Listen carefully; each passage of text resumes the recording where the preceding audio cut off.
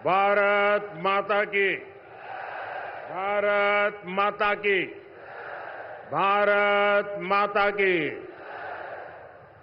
जय सेवा, जय जोहार। नर्मदा मैया की। नर्मदा मैया की। मैं बैतूल की पवित्र धरती से मां नर्मदा और ताप्ती को प्रणाम करता हूं।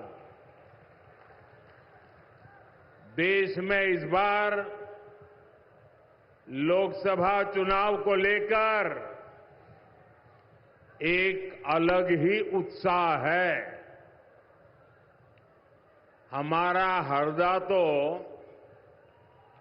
देश और एमपी की हृदय स्थली है और हृदय से मिला आशीर्वाद कभी भी खाली नहीं जाता।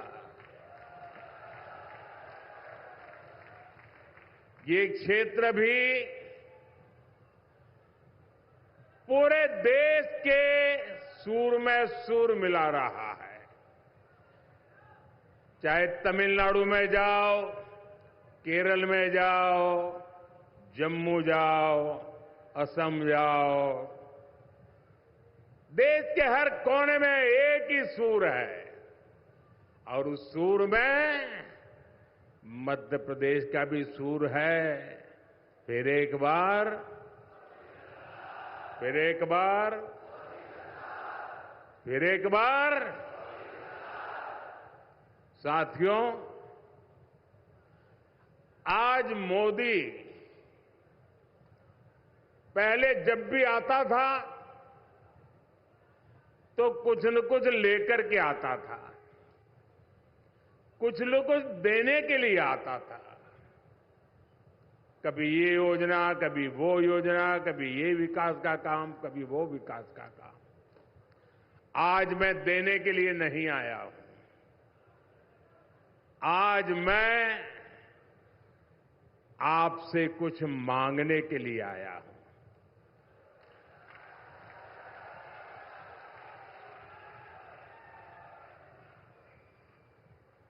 सर झुका करके मांगने के लिए आया हूं।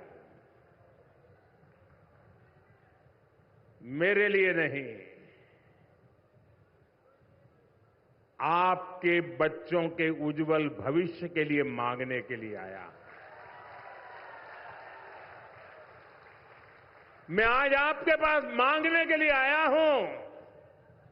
देश के उज्जवल भविष्य के लिए मांगने के लिए आया हूं। मैं आज आपसे मांगने के लिए आया हूं विकसित भारत के संकल्प को साकार करने के लिए कुछ मांगने के लिए आया हूं। और मैं आपसे मांगता हूं आपके आशीर्वाद। मुझे आपके आशीर्वाद चाहिए। आपके आशीर्वाद ये मेरी बहुत बड़ी पूंजी है।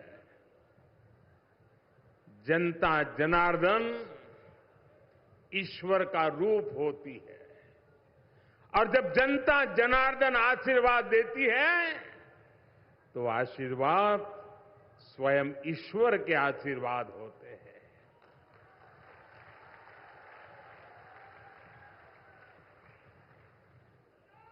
और यह आशीर्वाद देने का एक ही तरीका इन दिनों है कि आप कमल के निशान पर बटन दबा करके आपका आशीर्वाद मोदी को पहुंचाइए। पहुंचाएंगे, भारी मतदान करेंगे। ये आपका वोट ही है जिसने पिछले 10 वर्षों में देश को तेज विकास की गारंटी दी है।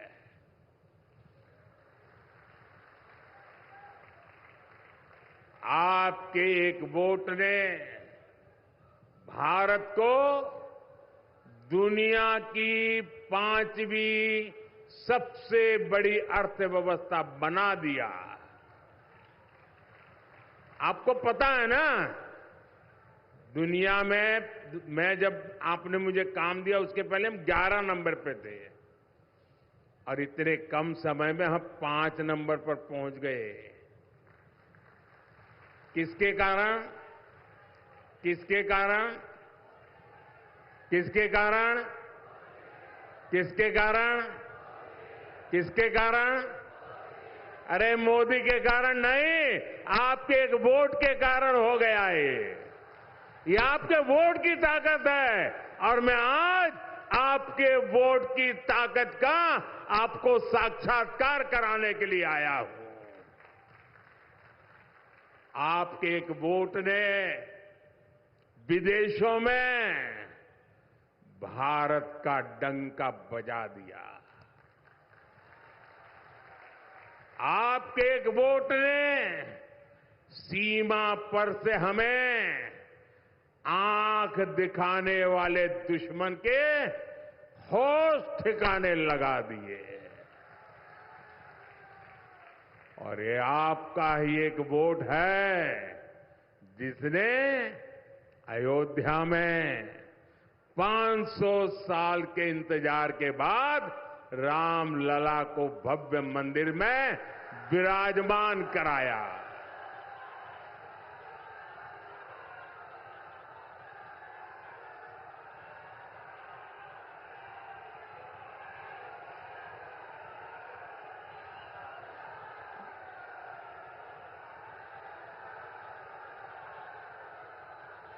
बेटा आप वो फोटो लेकर के नीचे बैठ जाइए, पीछे लोगों को दिखता नहीं है, आप बैठ जाइए।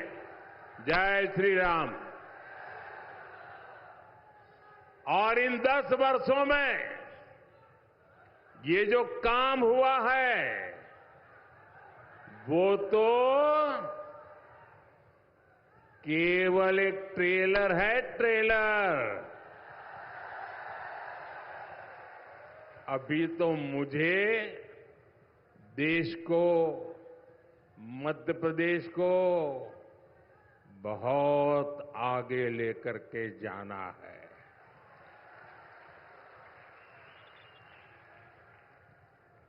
हमारे मुख्यमंत्री भाई मोहन यादव जी और उनकी पूरी टीम जब से सरकार संभाली है वो भी एमपी के विकास को और नई शक्ति से जुटे हुए हैं।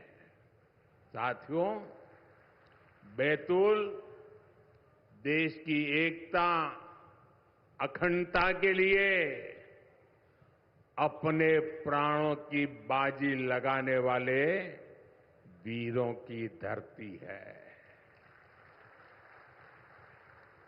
आदिवासी क्रांतिकारी सरदार गंजन सिंह जी कोरको और सरदार विष्णु सिंह जी गौंड, उनके योगदान को कभी भी भुलाया नहीं जा सकता। लेकिन ये कांग्रेस ने कभी आदिवासी समाज के इस योगदान को स्वीकार ही नहीं किया। ये भाजपा है जिसने भगवान बिरसा मुंडा के जन्म दिवस को राष्ट्रीय जनजातीय गौरव दिवस घोषित किया। भाजपा सरकार में ही लाखों आदिवासी भाइयों बहनों को वन अधिकार का पट्टा दिया गया है। इन 10 वर्षों में पीएम आवास, उज्ज्वला सिलेंडर, बैंक खाते और मुफ्त इलाज जैसे अनेक काम हुए हैं। इन कार्यों ने आदिवासी समाज की हमारी माताओं, बहनों, बेटियों के जीवन से बहुत सी मुश्किलें कम कर दी है। साथियों, अगर सरकार की नीतियां सही हो तो अन्नदाता क्या कर सकता है, ये बैतूल के किसानों ने करके दिखाया है। इस क्षेत्र में रबी और मूंग की फसलों का उत्पादन जिस प्रकार से बढ़ा है, मैं हेलीकॉप्टर से उतर करके यहां पहुंचा, चारों तरफ मूंग मूंग मूंग की बात हो रही है। और यहां भी तोहफा दिया तो मूंग का ही दिया। और इसमें तवा नदी पर बने डैम का बहुत बड़ा योगदान है। हरदा में मोरन गंजाल संयुक्त सिंचाई परियोजना पर भी काम शुरू हो चुका है। आज एमपी के 80 लाख से अधिक किसानों को हमारी सरकार पीएम किसान सम्मान निधि भी दे रही है। बैतूल इंदौर 4 लेन हाईवे जैसी सड़कें भी बैतूल के किसानों और लोगों के लिए कई बड़े अवसर खोल देगी। साथियों, 24 के इस चुनाव ने कांग्रेस पार्टी की कलई देश के सामने खोलकर रख दी है। कांग्रेस का हिडन एजेंडा, खतरनाक हिडन एजेंडा अब खुल करके देश के सामने आ चुका है। सेक्युलरिज्म के नाम पर वोट बैंक की राजनीति करने वाली, ढोंग करने वाली कांग्रेस ने सामाजिक न्याय की मूलभूत भावना की भी हत्या कर दी है। अब ये खुलकर सामने आ गया है कि कांग्रेस पार्टी दलितों, पिछड़ों, आदिवासियों से कितनी ज्यादा नफरत करती है। साथियों, आजादी के बाद कांग्रेस का सबसे बड़ा विरोध बाबा साहब आंबेडकर ने किया था। बाबा साहब दूर का देख सकते थे कांग्रेस देश को कैसे पतन के राह पर ले जा रही है, ये बाबा साहब ने उस समय देख लिया था। ये बाबा साहब आंबेडकर ही थे जिन्होंने धर्म के आधार पर आरक्षण दिए जाने का कड़ा विरोध किया था। हमारे संविधान निर्माताओं ने लंबे समय तक इसकी चर्चा की थी, हर प्रकार के दिमाग अप्लाई किए थे और हमारे संविधान निर्माताओं ने मिलकर के धर्म के आधार पर आरक्षण नहीं दे सकते, ये निर्णय किया था। ये हमारे संविधान की मूल भावना थी, लेकिन कांग्रेस के कारनामे उस संविधान की मूल भावना के भी खिलाफ है। लेकिन कांग्रेस हमेशा बाबा साहब के संविधान को मिटाने और एससी, एसटी, ओबीसी के आरक्षण को छीनने की कोशिश करती रही है। कांग्रेस एससी, एसटी, ओबीसी से आरक्षण छीनकर उसे अपने खासम खास प्रिय वोट बैंक को देना चाहती है।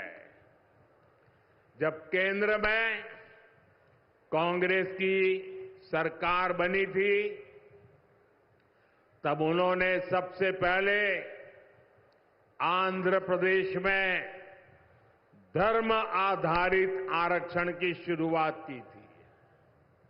लेकिन तब कांग्रेस अपने मंसूबों में पूरी तरह कामयाब नहीं हो पाई थी। लेकिन भाई और बहनों, कांग्रेस पार्टी अभी भी वो खेल खेलना चाहती है, चोरी छुपी से करना चाहती है, पर्दे के पीछे रह करके देशवासियों की आंख में धूल झोंक करके वो खेल खेलना चाहती है। कांग्रेस ने कर्नाटका में, ये जरा मेरे भाई बहन सुन लीजिए बराबर, कैसा पाप किया इन्होंने। कर्नाटका में ओबीसी को जो आरक्षण मिलता है, उस ओबीसी के कोटे से आरक्षण का हिस्सा छीनने के लिए पिछले दरवाजे से चोरी करने के लिए उन्होंने कर्नाटका में जितने मुसलमान हैं, सभी मुसलमानों को ओबीसी बना दिया और ओबीसी के लिए मिला हुआ आरक्षण उसको छीनने का पक्का षड्यंत्र पूरा कर दिया। कांग्रेस की ये हरकत पूरे देश के ओबीसी समाज के लिए खतरे की घंटी है। अपने मैनिफेस्टो में भी कांग्रेस लगातार धर्म आधारित आरक्षण की बात कर रही है। तेलंगाना के कांग्रेस के मुख्यमंत्री ने अभी हाल ही में नाम लेकर कहा है कि वो मुसलमानों को आरक्षण दिलवा कर रहेंगे। साथियों, कांग्रेस अपने वोट बैंक को खुश करने के लिए किसी भी हद तक जा सकती है। अब कांग्रेस ने देश के लोगों की संपत्ति छीनकर उसे भी अपने वोट बैंक को मजबूत करने की तैयारी शुरू की है। अगर किसी के पास एक से ज्यादा गाड़ी, एक से ज्यादा मोटरसाइकिल, एक से ज्यादा घर होगा, तो कांग्रेस कहती है कि हम ऐसा कानून बनाएंगे कि आपका जो एक से अधिक है वो कांग्रेस की सरकार छीन लेगी, जब्त कर लेगी। आपका गांव में घर है, अब बच्चे बड़े हो रहे हैं, शहर में एक घर बनवा लिया, तो अब कांग्रेस कहती है वो ऐसा कानून लाएंगे, एक ही घर रख सकते हो, दो है तो एक दे दो, ताकि वो अपने खास लोगों को बांटना चाहते हैं। वो कहते हैं एक्सरे करेंगे, एक्सरे देश का, और देश की महिलाओं के पास कितने गहने हैं उसकी भी जांच कराई जाएगी। किस महिला के पास कितना स्त्री धन है उसकी भी जांच कराई जाएगी। मंगलसूत्र कैसे छीन लिया जाए उसकी योजना बनाई जाएगी। ये सब संपत्ति सोना चांदी छीनकर कांग्रेस अपनी वोट बैंक मजबूत करने के खेल खेल रही है। और इस बात का वो कांग्रेस के नेता अपनी रैलियों में खुला ऐलान कर रहे हैं। आप मुझे बताइए, आप अपनी संपत्ति किसी को भी छीनने देंगे क्या? छीनने देंगे क्या? ऐसे छीनने वालों को आप माफ करेंगे क्या? साथियों, कांग्रेस कैसे आपकी संपत्ति को लूटना चाहती है, इसका एक और उदाहरण आज देश के सामने आया है। कांग्रेस के शाहजादे के सलाहकार, कांग्रेस के बड़े नेता ने कहा है कि भारत में इनहेरिटेंस टैक्स लगना चाहिए, यानी आपके दादा दादी माता पिता ने जो कुछ भी बचाया है और उनके स्वर्गवास के बाद जो आपको मिलेगा, उसमें से आधा कांग्रेस सरकार हड़प करना चाहती है। बताइए, आपके माता पिता ने जो मेहनत करके कमाई करके आपके लिए छोड़ा है, वो उस पर आपका अधिकार है कि नहीं है? आपका अधिकार है कि नहीं है? ये आपके परिवार की मेहनत की कमाई है कि नहीं है? क्या आपको छीनना चाहे तो छीनने देंगे क्या? लेने देंगे क्या? क्या ऐसा सोचने वाली कांग्रेस को सत्ता में आने देंगे क्या? क्या उनके लिए लूट चलाने का रास्ता खोल देंगे क्या? भाइयों बहनों, ये सोच कैसी है? अरे हमारे देश में तो अलग संस्कार है, अलग संस्कृति है, और कांग्रेस के नेता इस बयान पर बवाल के बाद अब कांग्रेस झूठ बोल रही है। ये तो शाहजादे के सलाहकार की व्यक्तिगत राय है। लेकिन सच्चाई ये है कि साल 2011 में भी कांग्रेस ने इनहेरिटेंस टैक्स की वकालत की थी। कांग्रेस के तब के एक बड़े मंत्री ने प्लानिंग कमीशन में कहा था कि इनहेरिटेंस टैक्स का विचार किया जाए। विरासत पर टैक्स लगाने की कांग्रेस की पुरानी इच्छा से कांग्रेस इनकार नहीं कर सकती। साथियों, हमारे देश में मेहनत करके थोड़ा थोड़ा बचाकर आने वाली पीढ़ियों के लिए कुछ न कुछ संपत्ति छोड़कर जाने की परंपरा है। कितना ही गरीब क्यों ना हो, लेकिन दादा सोचेगा, दादी सोचेगी, नाना सोचेगा, नानी सोचेगी, एक आध अगर चीज है तो संभाल के रखती है कि मेरी पोती बड़ी होगी ना तो उसकी शादी में काम आएगा, मेरा नाती बड़ा हो जाएगा तो उसकी शादी में काम आ जाएगा। 20-20, 30-30 साल तक वो संभाल करके रखते हैं, मुसीबत के समय में भी निकाल करके खर्च नहीं करते हैं। क्यों? उनके मन में यही इच्छा रहती है कि जाऊं तो बच्चों के लिए कुछ छोड़ करके जाऊं। अब ये लोग कह रहे हैं, अब जो छोड़ोगे ना उस पर आधा हिस्सा हमारा रहेगा। क्या आप ये मंजूर कर सकते हैं? ऐसी कांग्रेस को मध्य प्रदेश में पैर रखने देंगे क्या? हिंदुस्तान में पैर रखने देंगे क्या? भाइयों बहनों, मुझे तो साफ दिखता है, कांग्रेस का मंत्र है, आप भी ये मंत्र याद रखना कांग्रेस का, और घर घर जाके बताना ये क्या मंत्र है कांग्रेस का।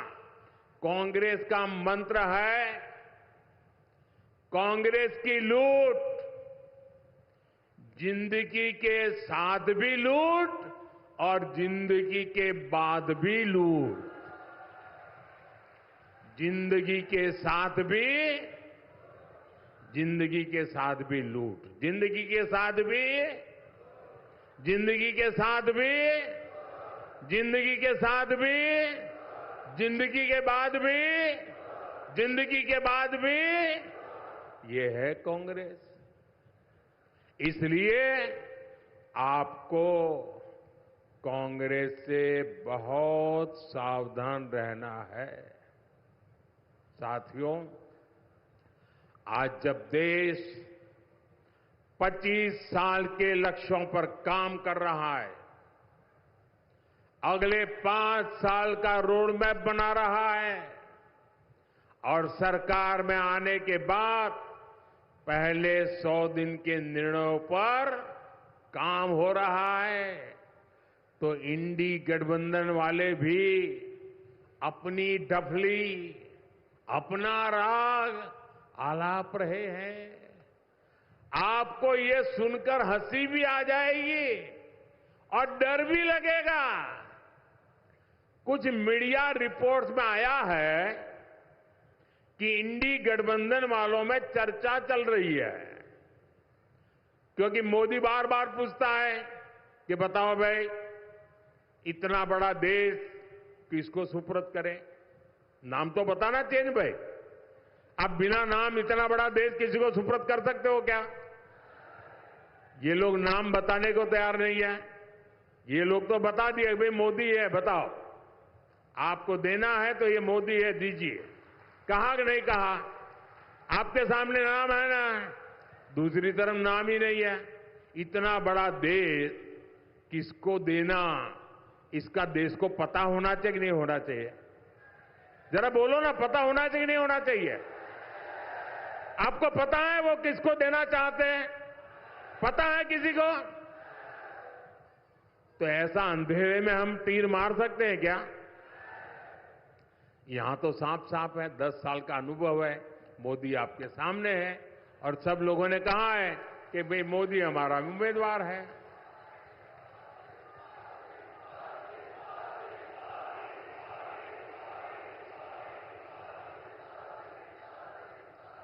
ये लोग इसका जवाब ढूंढ रहे थे, जवाब मिल नहीं रहा था, लेकिन अभी कुछ मीडिया रिपोर्ट में आया है कि मोदी बार बार पूछ रहा है कि भाई बताओ तुम्हारा नेता कौन, किसको सुपुर्द करे?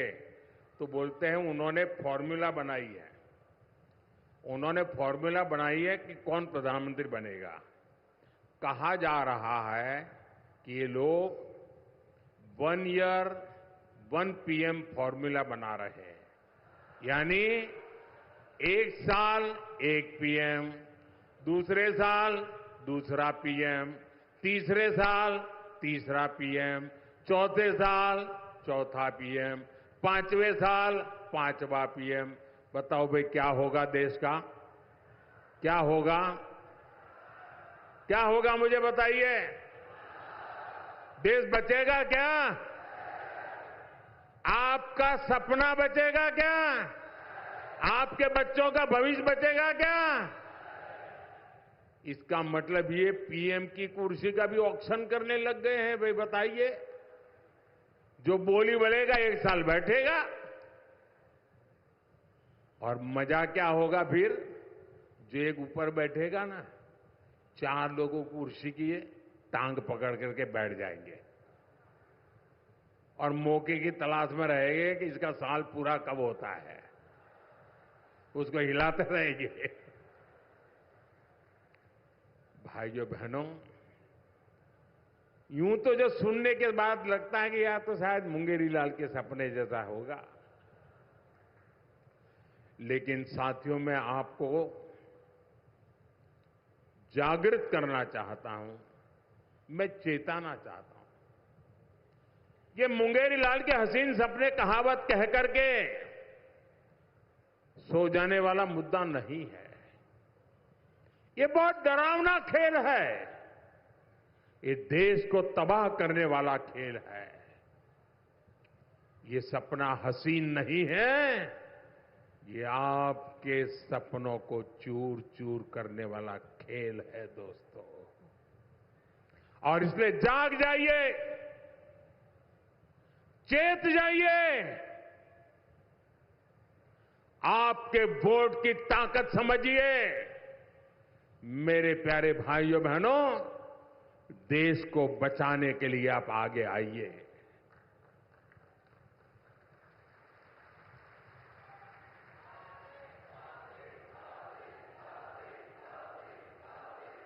जो रील्स में सोशल मीडिया पर लोग मजाक में कहते हैं, उस पर इंडी गठबंधन बहुत गंभीरता से विचार कर रहा है।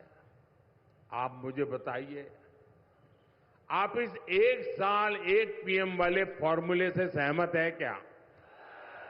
5 साल में 5 पीएम आपको मंजूर है क्या? क्या देश को ऐसे परिस्थिति में छोड़ सकते हैं क्या? तो दुनिया के लोग मजाक उड़ाएंगे कि नहीं उड़ाएंगे? तो दुनिया में देश का जो आज नाम बना है, वो धड़ाक से नीचे आएगा कि नहीं आएगा? ये जो चंद्रयान भेजा है, अब गगनयान भेजना है, वो जा पाएगा क्या? साथियों, 7 मई को हमारे इस क्षेत्र में चुनाव है। विदिशा में उम्मीदवार है हमारे भाई शिवराज जी, और यहां पर उम्मीदवार है हमारे दुर्गादास उइके जी। ये दोनों मेरे साथी संगठन में, मैं शिवराज साहब काम करते थे, वे मुख्यमंत्री थे, मैं भी मुख्यमंत्री था, हम साथ काम करते थे। वो पार्लियामेंट में गए थे, तब मैं महामंत्री के नाते साथ में काम करते थे। अब फिर मैं एक बार उनको ले जाना चाहता हूं। और उइके जी पार्लियामेंट में मेरे बहुत अच्छे साथी रहे जी। मेरे हर छोटे मोटे कामों की चिंता ये हमारे दुर्गादास जी करते थे। इन दोनों को भारी मतों से जीताना है,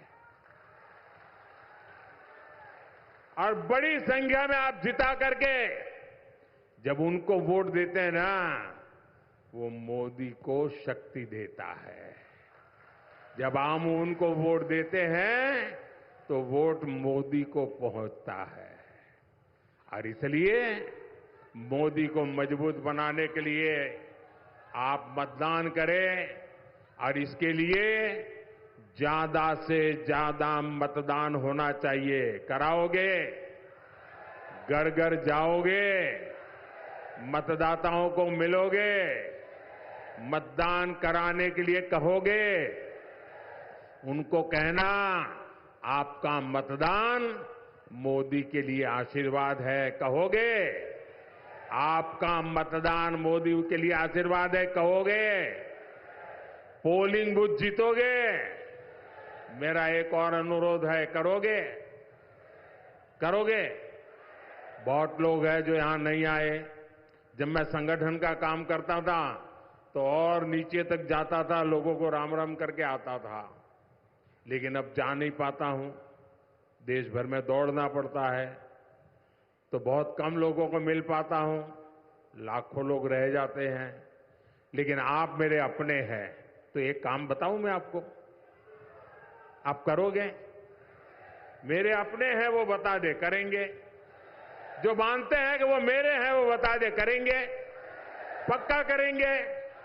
एक काम करना, जो लोग यहां नहीं पहुंचे हैं उन पर जाना और कहना कि मोदी जी हरदा आए थे और मोदी जी ने आपको प्रणाम भेजा है, मेरा प्रणाम पहुंचा देंगे। हर घर में मेरा प्रणाम पहुंचा देंगे, घर घर जाके पहुंचा देंगे। बोलिए भारत माता की, भारत माता की, भारत माता की। बहुत बहुत धन्यवाद।